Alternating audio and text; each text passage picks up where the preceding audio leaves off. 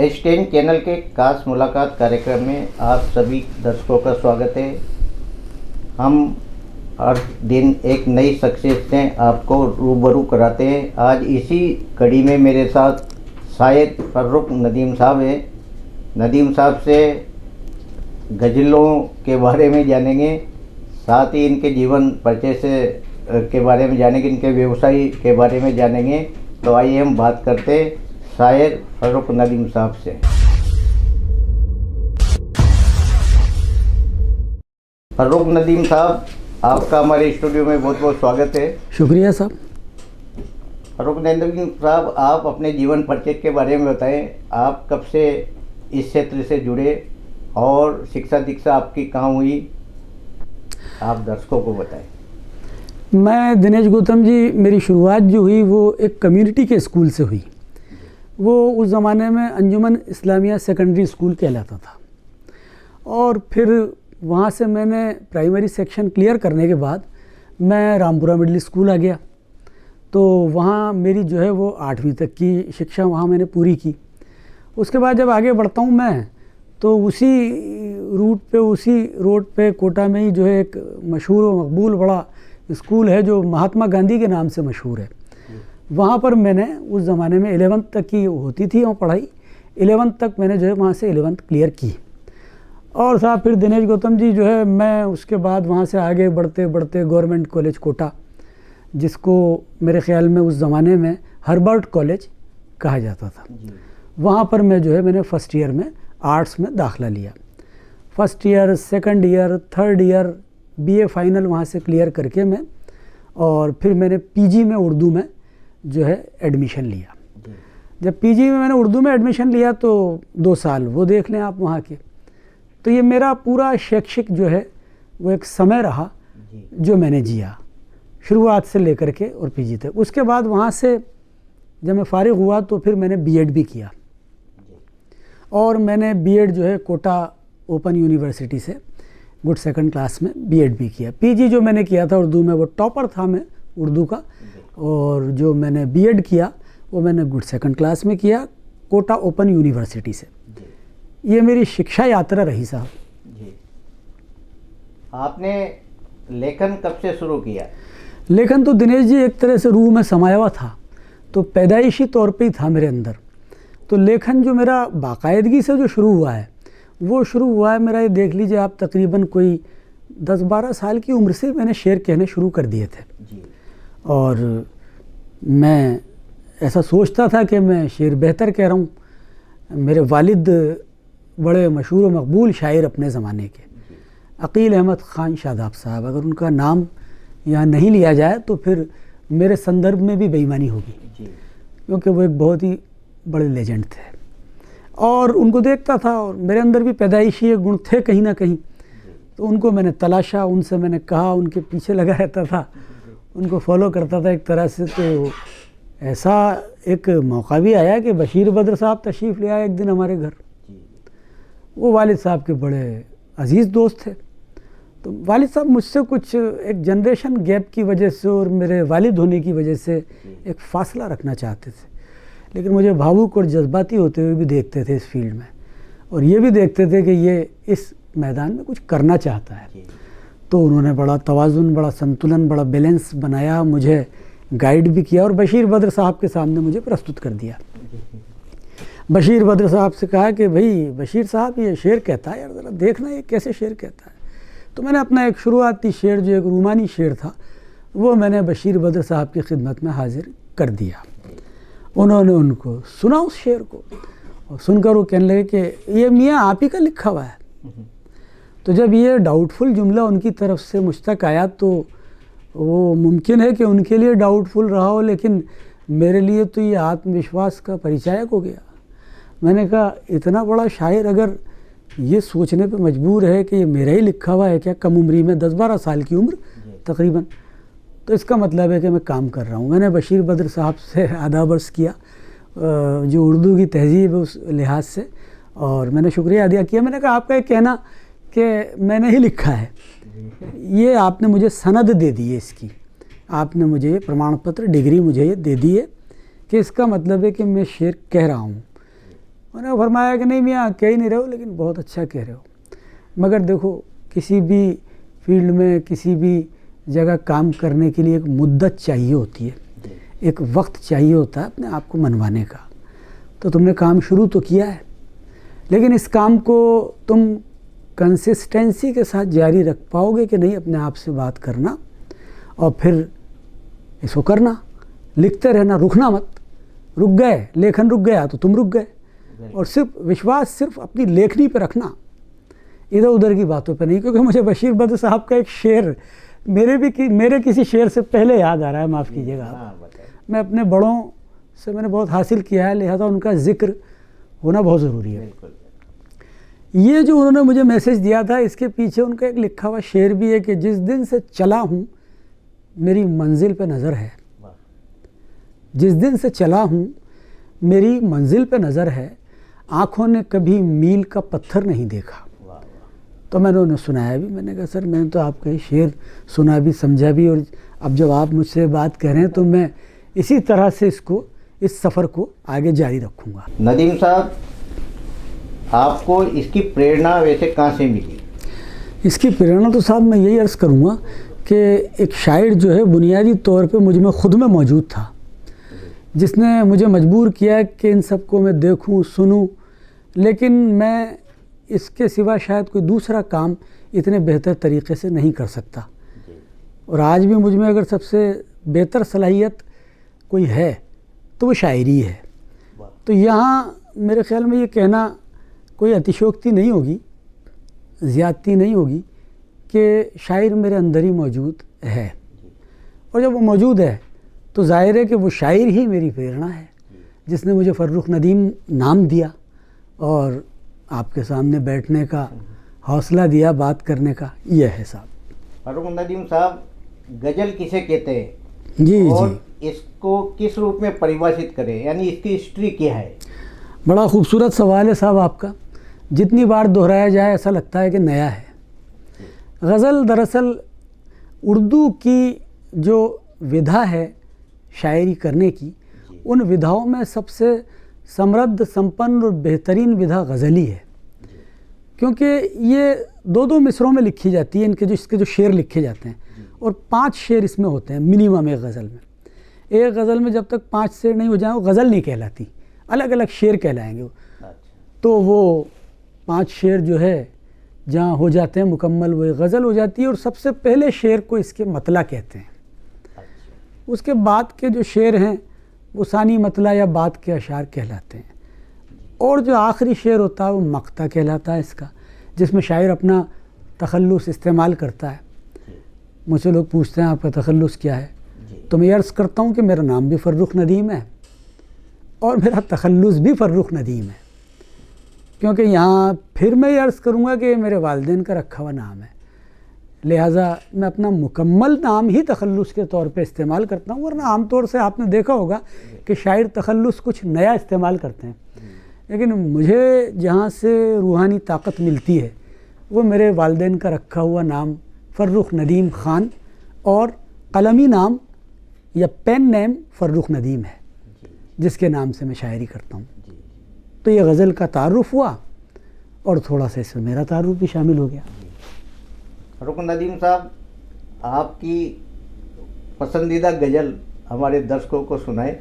जी, मैं हाजिर करता हूँ एक ताज़ा गज़ल आपकी खिदमत में। बिल्कुल। जो मेरे कलम से अभी कुछ अरसे पहले हुई, और मैं तमाम दर्शकों की हिमायत चाहते हुए इसको हाजिर करता हूँ आपकी खिदमत में। अर्ज़ करता हूँ कि दिल पे लिखा हुआ हिसाब हूँ मैं, दिल पे लिखा हुआ हिसाब हूँ मैं, दिल पे लिखा हुआ हिसाब हूँ मैं, दिल पे लिखा हुआ हिसाब हूँ मैं, गौर से पढ़ तेरी किताब हूँ मैं, दिल पे लिखा। अर्ज़ करता हूँ गज़ल का शेर इसमें कि देखिए, गज़ल जो बात करती है तो मुख्तलिफ मौज़ूआत उसमें नज़्म हो जाते हैं। तो दूसरा शेर यूँ होता है कि तू न समझे तो हरफ़े बेमानी तू न समझे तो हरफे बेमानी तू न समझे तो हरफे बेमानी तू न समझे तो हरफे बेमानी और समझे तो काम याब हूँ मैं और समझे तो काम याब हूँ मैं दिल पे लिखा हुआ हिसाब हूँ मैं दिल पे लिखा हुआ हिसाब हूँ मैं गौर से पढ़ तेरी किताब हूँ मैं दिल पे लिखा। गज़ल का शेर होता है, इसमें आगे अर्ज़ करता हूँ आपकी खिदमत में कि सिलसिला हूँ तेरे सवालों का सिलसिला हूँ तेरे सवालों का सिलसिला हूँ तेरे सवालों का सिलसिला हूँ तेरे सवालों का इसलिए ही तो ला जवाब हूँ मैं इसलिए ही तो ला जवाब हूँ मैं दिल पे लिखा। और देखिए गज़ल मुख्तलिफ़ सिमतों का सफ़र करते हुए ये शेर कहती है कि चैन हूँ बेकरार से दिन का चैन हूँ बेकरार से दिन का चैन हूँ बेकरार से दिन का चैन हूँ बेकरार से दिन का और रातों का नरम ख्वाब हूँ मैं और रातों का नरम ख्वाब हूँ मैं दिल पे लिखा हुआ। और गज़ल का आखिरी शेर खुसूसन दिनेश गौतम जी की नज़र के जिन्होंने कोई 25-30 साल से इस रिश्ते को बरकरार रख रखा है इस STN चैनल में और मुझे मदऊ करते हैं, ये मेरी खुशकिस्मती है। लिहाजा ये शेर मैं इन्हीं की नज़र करता हूँ, इन्हीं को समर्पित करता हूँ। दोनों किरदार इसमें आ रहे हैं, दोनों मिसरों में हाजिर करता हूँ। तू है दिलदार और तेरे दिल की तू है दिलदार और तेरे दिल की तू है दिलदार और तेरे दिल की तू है दिलदार और तेरे दिल की धड़कनों में खिला गुलाब हूँ मैं धड़कनों में खिला गुलाब हूँ मैं दिल पे लिखा हुआ हिसाब हूँ मैं दिल पे लिखा हुआ हिसाब हूँ मैं गौर से पढ़ तेरी किताब हूँ मैं दिल पे लिखा। नदीम साहब जी, आज जिस जो शायर गज़ल लिखते वो किस विषय पर केंद्रित होती है? बहुत ही अच्छा सवाल, एक ऐसा सवाल कि जो गज़ल को मुकम्मल तौर पे परिभाषित करता है। गज़ल की शुरुआत का डिक्शन ये था साहब, दिनेश जी के गज़ल कहते थे महबूब से बातें करना जी, यानी बिलव्ड से बातें करना। तो उस ज़माने में ये लिखी जाती रही, उसमें यही मौज़ूआत भी नज़्म होते रहे। लेकिन जब इसने आगे सफ़र तय किया तो फिर किसी ने कहा कि ये तो हिरन के गले से जो शिकार के वक्त कराह की आवाज़ निकलती है, वो जो कराहता है किसी के शिकार करने की वजह से, उस आवाज़ को गज़ल कहा जाता है। तो वो गज़ाला एक लफ्ज़ अरबी लफ्ज़ है, जो गज़ाल कहते भी हिरन को हैं। तो फिर लोगों ने इसको, शायरों ने और अवाम ने भी, ख़वास ने भी इसको जो है ये तारुफ इसका करवा दिया। लेकिन शायर और कवि दो ये ऐसी शख्सियात होती हैं कि जो किसी अहाते में सीमित नहीं रहते सोच के एतबार से। तो इनको लगा कि डिक्शन के हिसाब से इसका मतलब ये है, लेकिन उन्होंने फ़िक्शन के एतबार से इसको बड़ी वुसअत, बड़ी बुलंदी अता कर दी। और इसमें उस ज़माने के जो शेर हम देखें कि आप जो फरमा रहे हैं, कुली कुतुब शाह से गज़ल शुरू होती है, जो हैदराबाद दक्कन के बादशाह भी थे।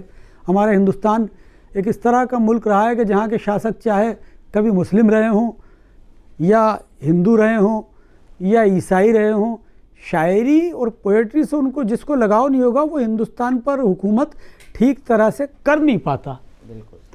तो वो जो लोग थे वो उस ज़माने में कुली कुतुब शाह बादशाह थे, शायरी से क्या लेना देना, लेकिन वो शेर कहते थे। और वो एक बड़ा मशहूर सी पंक्तियाँ जो किसी फिल्म में भी कहीं पिक्चराइज हुई हैं, पिया बाज प्याला पिया जाए ना, उस ज़माने का उनका ये लिखा हुआ एक छोटा सा एक पंक्ति है कि आगे बढ़ती है गज़ल तो वली दक्कनी तक आ जाती है। ये भी बड़ा ज़बरदस्त शायर।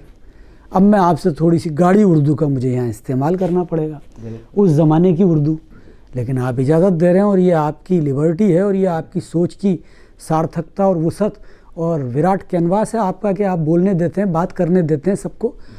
तो वो कहते थे कि उस लब की चमक लाले बदख्शां सु कहूँगा, उर्दू मुलाहिज़ा फरमाया आप उस ज़माने की, उस लब की चमक लाले बदख्शां सु कहूँगा, जादू है तेरे नैन गज़ालां सु कहूँगा।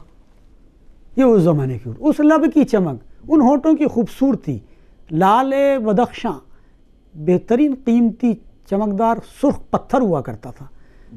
महबूब से जो गुफ्तगू की बातें, जो शुरुआती जो मौज़ूआत हैं, वो इस तरह से जो नज़्म होते हैं, तो वो कह रहे हैं कि ए मेरे महबूब, मैं जब तेरे होठों की तारीफ़ करूँगा तो इसकी शिकायत उस लाल सुर्ख पत्थर से करूँगा जो अपनी लालिमा और ख़ूबसूरती के लिए बहुत मशहूर है। और जादू है तेरे नैन गज़ालां सू कहूँगा, हिरन को अपनी आँखों पर बड़ा फ़ख्र है कि बड़ी खूबसूरत आँखें होती हैं उसकी, लेकिन ए मेरे महबूब, जब मैंने तेरी आँखें देखी तो मुझे हिरन की आँखें तेरी आँखों के मुकाबले नज़र नहीं आईं। तो इसकी शिकायत तेरी इन खूबसूरत आँखों और ख़ूबसूरत नैनों की जो शिकायत करूँगा वो हिरन से करूँगा। ये गज़ल बुनियादी तौर पे ये महबूब से बात कर रही है साहब दिनेश गौतम जी। और यही गज़ल जब आगे बढ़ती है तो फिर मैं दूसरे शायर का जिक्र करूँ जो दिल्ली में उभर के आते हैं, हज़रत अमीर खुसरो। इन्होंने आगे बढ़ाया इस सफ़र को थोड़ा सा, आँखों से और तमाम चीज़ों से आगे बढ़ा के जो हमारे यहाँ गुरु शिष्य परंपरा जो है, उस परंपरा के अनुसार ख्वाजा निज़ामुद्दीन औलिया और अमीर खुसरो उनके शागिर्द, और निज़ामुद्दीन औलिया एक संत वली, तो वो उनके शागिर्द। तो वो फिर वो शेर जो होते हैं उनके यहाँ वो उनकी संगत से होते हैं। तो बड़े अजीब व गरीब और बड़े बेहतरीन सी कव्वालियाँ, शेर, गीत उभर के अमीर खुसरो के कलम से आए, जिसमें बड़ा मकबूल तरीन गीत जो किसी के लिए तारुफ का मोहताज नहीं है, मुझे यहाँ दोहराना पड़ रहा उसे, छाप तिलक सब छीनी रे मुझसे नैना मिलाई के। ये अमीर खुसरो ने गज़ल को आगे ले जा कर के गीत के रूप में या कहीं गीत का फ्लेवर उसमें शामिल करके और इस तरह से गज़ल के कैनवास को और वसी किया। उसके बाद ये गज़ल जब आगे बढ़ती है तो ये और सफ़र तय करती है आगे, तो ये फिर पहुंच जाती है साहब दुष्यंत कुमार तक, जो हिंदी के बड़े अजीम गज़ल गो हैं, जिन्होंने इस जकड़न से भी पैर निकाले, महबूब और हुस्न इश्क के मौज़ूआत, और फिर वो ज़माने से जंग करने के लिए गज़ल को एक सेनापति बना देते हैं, एक फ़ौजी बना देते हैं। और वो कहते हैं कि हो गई है पीर पर्वत सी पिघलनी चाहिए, इस हिमालय से कोई गंगा निकलनी चाहिए, सिर्फ हंगामा खड़ा करना मेरा मकसद नहीं, मेरी कोशिश है कि ये सूरत बदलनी चाहिए, तेरे सीने में सही या मेरे सीने में सही हो कहीं भी आग, पर ये आग जलनी चाहिए। ये दुष्यंत कुमार ने उसको दुनिया में खड़ा होने के लिए, ज़िंदगी का सफ़र कामयाबी से तय करने के लिए, ज़िंदगी की जंग को लड़ने के लायक गज़ल को बना दिया। और फिर उसके बाद के कई शायरों का ज़िक्र आता है, उसमें निदा फाजली साहब भी हैं, जावेद अख्तर साहब भी हैं, बशीर बद्र साहब भी हैं, कई शायर हैं जिन्होंने के इस गज़ल के ज़रिए से लोगों को ज़िंदगी के कई मौज़ूआत के हवाले से जीना सिखाया। जैसे कि बशीर बद्र साहब फरमाते हैं कि लोग टूट जाते हैं, एक घर बनाने में तुम तरस नहीं खाते बस्तियां जलाने। तो फिर ये गज़ल हमें अमन का पैगाम देती है। ये हमें कहती है कि मज़हब और धर्म कभी किसी काल में भी ऐसे नहीं रहे कि जिन्होंने झगड़े करवाए हों। वो एक ऐसे रास्ते हैं कि जो लोगों को मिलाते हैं, दिलों को मिलाते हैं, इंसानियत और मानवता पैदा करते हैं। ये बशीर बद्र का कमाल है। बशीर बद्र से जब बात आगे बढ़ती है तो फिर अगर मान लीजिए फर्रुख नदीम तक आती है तो मैं हाजिर करता हूँ आपकी खिदमत में कि फिर मैं भी यही अर्ज़ करता हूँ कि मंजिलें आँख में पैरों में सफ़र रखता हूँ, मंजिलें आँख में पैरों में सफ़र रखता हूँ, ज़िंदगी मैं तुझे जीने का हुनर रखता हूँ। मंजिलें आँख में पैरों में सफ़र रखता हूँ, ज़िंदगी मैं तुझे जीने का हुनर रखता हूँ। जब भी हो जाते हैं हालात मुखालिफ मेरे, जब भी हो जाते हैं हालात मुखालिफ मेरे, अपने हक़ में उन्हें करने का जिगर रखता हूँ। जब भी हो जाते हैं हालात मुखालिफ मेरे, अपने हक़ में उन्हें करने का जिगर रखता हूँ। तो मैंने आपकी खिदमत में ये गज़ल की पूरी तारीख़ और उसके मौज़ूआत पर भी मैंने गुफ्तगू करते करते मैं अपने तक आया और ये हमारी समझ में आया कि अब गज़ल कुछ चंद मौज़ूआत से निस्बत रखने वाला कलाम नहीं है। अब गज़ल एक ऐसी सिन्फ़ सुखन शायरी की एक ऐसी विधा है कि जिसमें उसके 5 अशार में या जितने भी शेर लिखे जाएं उसमें जीवन के हर पहलू को छुआ जा सकता है। अब ये शायर की अपनी ख़ुद की सोच, उसकी तबीयत और आप बीती और जग बीती के अनूठे संगम पर निर्भर करता है कि वो किस मौजू को छूकर अमर कर देता है। नदीम साहब जी, समाज को क्या संदेश देना चाहेंगे आप गज़लों के माध्यम से कि किस तरह की गज़लें लिखी जाए और समाज उससे एक नई दिशा ले? मेरे ख्याल में आपके सवालात अगर मैं ज़्यादती नहीं कर रहा हूँ और नाजायज़ तारीफ़ नहीं कर रहा हूँ तो नहायत ही सिस्टमेटिकली और जो उरूज पर आपने पहुँचाया वो भी बहुत ही सार्थक बात आपने की है कि दरअसल गज़ल की ज़िम्मेदारी क्या होनी चाहिए। तो मैं ये अर्ज़ करूँ कि गज़ल की ज़िम्मेदारी जो है वो आपस में इत्तिहाद पैदा करना होना चाहिए।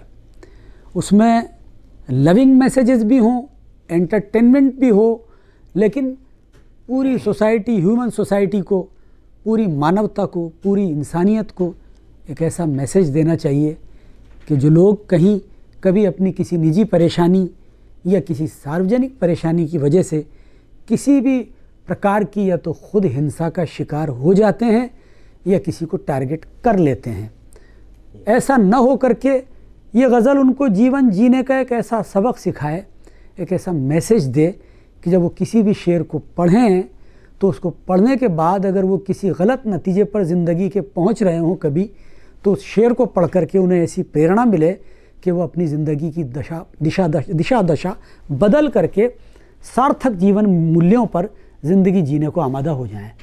शायरों का और गज़ल के लिखने वालों का, गज़ल के शायरों का ये एक दायित्व है, ये जिम्मेदारी है कि वो समाज को उभारें और गज़ल साहित्य के ज़रिए लोगों को ज़िंदगी जीने का तरीक़ा सिखाएं। न कि, माफ़ कीजिएगा मैं किसी का नाम नहीं लूँगा, लेकिन ये मुझे कहना पड़ेगा क्योंकि मैंने एक अरसे से मुशायरे सुने, पढ़े, देखे और ख़ुद भी जाता और शामिल होता रहा हूँ। उसमें वो कुंठाएँ कतई नहीं आनी चाहिए जो किसी भी प्रकार की राजनीति से प्रेरित हों, किसी भी प्रकार की कुंठाएँ, मेरा लफ्ज़ आप ज़रा सा, राजनीति आ सकती है पर राजनीतिक कुंठा ना आने पाए, धर्म आए, धार्मिक कुंठा ना आए, तो समाज आए लेकिन सामाजिक कुंठाएँ ना आए। जीवन जीने का हौसला है, कोई उसको पढ़े सुने तो वो हमसे बात करके कहे कि मैं आपके शेर को पढ़ करके प्रेरित हुआ। गज़ल के शायर की जिम्मेदारी होती है कि जब उसको, हमारे यहाँ जो हमारी संस्कृति में सरस्वती की देन जो कहा जाता है, इल्म को, शिक्षा को, या जो हमारा एक तबका ये कहता है कि अल्लाह की देन है या ये गॉड गिफ्ट होती है, तो फिर इस गॉड गिफ्ट का इस्तेमाल बिल्कुल सार्थक और पॉजिटिव एस्पेक्ट्स के लिए किया जाना चाहिए जीवन के। इसमें नकारात्मकता और इसमें कहीं भी द्वेष की भावना न आने पाए, ये गज़ल की प्राथमिक जिम्मेदारी है। नदीम साहब, जाते जाते हम आपसे आपकी राष्ट्रीय एकता, कौमी एकता वाली गज़ल सुनना चाहेंगे जो आप पहले भी सुनाया करते थे। मैं हाजिर करता हूँ जिस गीत की तरफ आपका इशारा, वो गीत मैं आपकी खिदमत में हाजिर करता हूँ। अर्ज़ करता हूँ कि मेरी आरज़ुओं की मंजिल यहाँ है, मेरी आरज़ुओं की मंजिल यहाँ है, यही मेरे सपनों का हिंदोस्तां है। मेरी आरज़ुओं की मंजिल यहाँ है, यही मेरे सपनों का हिंदोस्तां है। मेरी आरज़ू अक़ीदत का डेरा है कायम यहीं पर, जवां उल्फतों का सवेरा यहीं पर। अक़ीदत का डेरा है कायम यहीं पर, जवां उल्फतों का सवेरा यहीं पर। यहीं दोस्ती का हंसी आशियाँ है, यही मेरे सपनों का हिंदोस्तां है। मेरी आरज़ुओं की मंजिल यहाँ है, यही मेरे सपनों का हिंदोस्तां है। मेरी आरज़ू। देखिए साहब, सूफ़ी संतों का मुल्क है, लिहाजा हाजिर करता हूँ कि इधर सूफियों ने है महफिल सजाई, इसी दर पे वलियों ने महराज पाई। इधर सूफियों ने है महफिल सजाई, इसी दर पे वलियों ने महराज पाई। इसी मुल्क पर आशिकी मेहरबां है, यही मेरे सपनों का हिंदोस्तां है। मेरी आरज़ुओं की मंजिल यहाँ है, यही मेरे सपनों का हिंदोस्तां है। मेरी आरज़ू। अर्ज़ करता हूँ, देखिए आप, सौंदर्य बोध भी इसमें नज़्म हुआ है कहीं गज़ल में। हाजिर करता हूँ कि अदाओं का जलवा यहीं पर मिलेगा, हवाओं में नगमा यहीं पर घुलेगा। अदाओं का जलवा यहीं पर मिलेगा, हवाओं में नगमा यहीं पर घुलेगा। यहाँ गूंजती प्यार की दास्तां है, यही मेरे सपनों का हिंदोस्तां है। मेरी आरज़ुओं की मंजिल यहाँ है, यही मेरे सपनों का हिंदोस्तां है। मेरी आरज़ू। अर्ज़ करता हूँ, आगे गज़ल बढ़ती है तो सफ़र करती है कि कहीं चाहतों के ख़ज़ाने सफ़र में, कहीं मंजिलें प्यार की रह गुज़र में। कहीं चाहतों के ख़ज़ाने सफ़र में, कहीं मंजिलें प्यार की रह गुज़र में। इबादत यहाँ बंदगी भी यहाँ है, यही मेरे सपनों का हिंदोस्तां है। मेरी आरज़ुओं की मंजिल यहाँ है, यही मेरे सपनों का हिंदोस्तां है। मेरी आरज़ू।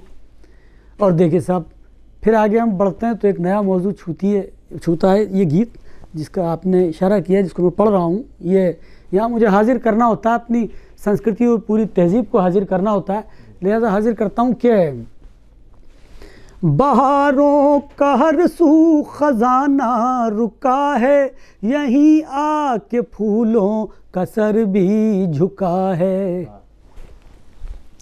बहारों का हर सू खजाना रुका है, यहीं आ के फूलों का सर भी झुका है। तरन्नुम भी है दिलकशी भी यहाँ है, यही मेरे सपनों का हिंदोस्तां है। मेरी आरज़ुओं की मंजिल यहाँ है, यही मेरे सपनों का हिंदोस्तां है। मेरी आरज़ू। और देखिए एक मौसम वर्णित होता है इसमें कि जब बरसात होती है तो मैं हाजिर करता हूँ, देखिए कि उसको किस तरह से श्रृंगार में मैंने नज़्म किया है इस गीत में। कि खुसूसी तवज्जो चाहूँगा आपकी, दिल के कानों से सुन लें, मेरी मेहनत सार्थक हो जाएगी। तमाम व्यूअर्स से भी मेरी गुजारिश है कि देखिए कहीं ऐसा सौंदर्य बोध सुनने को मिला है या देखने को मिला है क्या, हो तो बहुत अच्छी बात है। हाजिर करता हूँ कि घटाएं बरसती हैं जब इस चमन में, मोहब्बत उतरती है फूलों के मन में। घटाएं बरसती हैं जब इस चमन में, मोहब्बत उतरती है फूलों की मन में। ये खुशबू की बरसात का कारवां है, यही मेरे सपनों का हिंदोस्तां है। मेरी आरज़ुओं की मंजिल यहाँ है, यही मेरे सपनों का हिंदोस्तां है। मेरी आरज़ू। और मैं कैसे न कहूँ साहब, कोई ज़िक्र जब होता है तो वो वजूद होता है, तभी तो उसका ज़िक्र होता है। हाजिर करता हूँ कि यहीं पर है राम और यहीं पर शिवाला, यहीं पर यशोदा ने गिरधर को पाला। यहीं पर है राम और यहीं पर शिवाला, यहीं पर यशोदा ने गिरधर को पाला। यही आस था का महकता जहाँ है, यही मेरे सपनों का हिंदोस्तां है। मेरी आरज़ुओं की मंजिल यहाँ है, यही मेरे सपनों का हिंदोस्तां है। मेरी आरज़ू। और हम ये सब कैसे भूल जाएं कि कदम कदम पर यहाँ रहनुमाइयाँ हैं, कदम कदम पर मार्गदर्शन है, संवेदनाएं और एहसास होना चाहिए उन्हें महसूस करने का। हाजिर करता हूँ कि है चिश्ती का अजमेर में आशियाना, तो मथुरा में मोहन का मंदिर सुहाना। है चिश्ती का अजमेर में आशियाना, तो मथुरा में मोहन का मंदिर सुहाना। हर एक रास्ते में कोई मेहरबान है, यही मेरे सपनों का हिंदोस्तां है। मेरी आरज़ुओं की मंजिल यहाँ है, यही मेरे सपनों का हिंदोस्तां है। मेरी आरज़ू। और बहैसियत फर्रुख नदीम इस देश का नागरिक, शहरी बाशिंदा होने के नाम से या इस मुल्क से जुड़े होने के नाम से और काम से और अपने वजूद से मैं कहने पर मजबूर हुआ इस शेर का आखिरी बंद। मैं क्या लिख पाऊँगा इस मुल्क की खूबसूरती, इस देश की खूबसूरती को, या इस देश की सार्थकता को, इस देश की महानता को। जब मैंने अपने आप को असमर्थ पाया तो मुझे ये लिखना पड़ा मुझे कि है हकीकत में क्या इस वतन की सुनाऊं, ये जी चाहता है कि लिखता ही जाऊं। हकीकत में क्या इस वतन की सुनाऊं, ये जी चाहता है कि लिखता ही जाऊं। ये उल्फत की परवाज़, ये उल्फत की परवाज़ का आसमां है, यही मेरे सपनों का हिंदोस्तां है। मेरी आरज़ुओं की मंजिल यहाँ है, यही मेरे सपनों का हिंदोस्तां है, मेरी आरज़ू। ये थे हमारे साथ शायद फर्रुख नदीम साहब। इन्होंने गज़लों के बारे में आप तक संदेश पहुंचाया और गज़लों से समाज को क्या दिशा मिलती है।